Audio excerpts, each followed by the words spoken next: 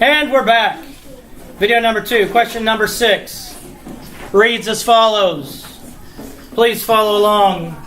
Those of you that did poorly, then we can at least say I'll raise your grade because you watched the video.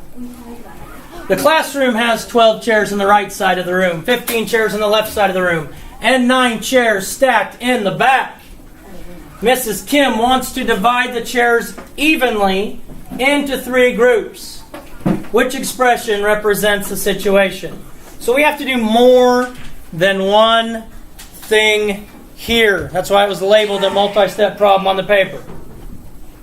We have to do more than one thing here. What is the first thing, Janelle, that we need to do in order to solve this problem? If I said, don't look at the answer choices, what do we have to do to solve the problem? We have to add 12, 15, and 9. Good. I have to add the number of chairs together. I have to add the chairs. Which, as my young friend Janelle said, is 12 plus 15 plus 9. Now, if we look at our answer choices, A does not do that, B does not do that, C does that, and D does that. Now, after we add all the chairs together, Janelle, what are we going to do next? You add, not add. So, once you find out your answer for 12, 15, 9, you divide that, divide by 3. Good. Then I divide this by 3. You have to have the parentheses around it. 1, because that means you do all of the math in the parentheses first. Okay? Really a pretty easy question.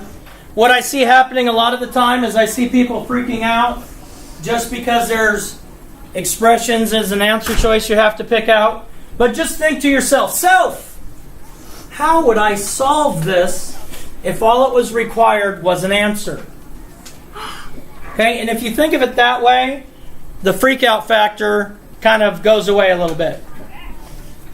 I'm just saying, Bea, I'm just saying. Okay, so that should have been answer choice D. Now, last but certainly not least is number 7. I'm not going to write it down, but number 7 says, I'm not going to write the question down. Number 7 says, how many prime numbers are there between 1 and 100? About 72% of you did not answer that part of the question. Then list them. Some of you just listed them and listed them all correctly, magnificently, just proud as can be that you listed them that way. I mean, my heart was just beating with joy. But you still got the problem wrong because you didn't answer everything it said. I know, I'm just saying. Okay, you had to answer. There were 25 prime numbers. Or even if you just put 25, I could have guessed that that's what you meant. But when all you did was list them, you didn't do what the question asks. Second thing, it would be very difficult for you to remember all the prime numbers between 1 and 100. Now I can, because a lot of times when I can't go to sleep at night and I want to turn my brain off, I just lay there and start listing the prime numbers between 1 and 100. My brain's not thinking about anything else, and then pretty soon, sleep. Try it. Try it sometime. It's helpful. But since I really didn't require you to memorize them, I required you to be able to look in your journal and write down what they are. That is the reason I allowed you to use your journal, so that you would do that. I had some people say, I couldn't find the prime numbers in my journal. Well, 2 things on that. Thing 1 is you're supposed to have it in your table of contents.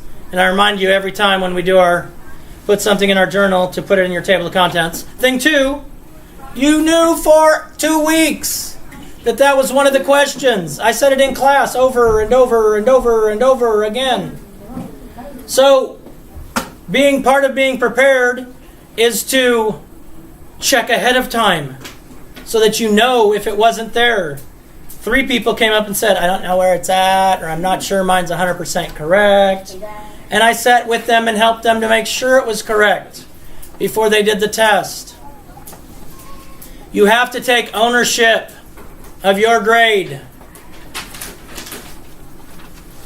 And when your dorky teacher does the questions and puts them on YouTube, you need to take ownership of getting on there and doing it. When your dorky teacher lets you use your journal or any notes you may have written down while watching the videos that were on YouTube, so that really you could have come in here and finished that test in less than 5 minutes, take advantage of it. I'm going to tell you, as you move up in higher grades, a lot of the work is done on the computer and done at home.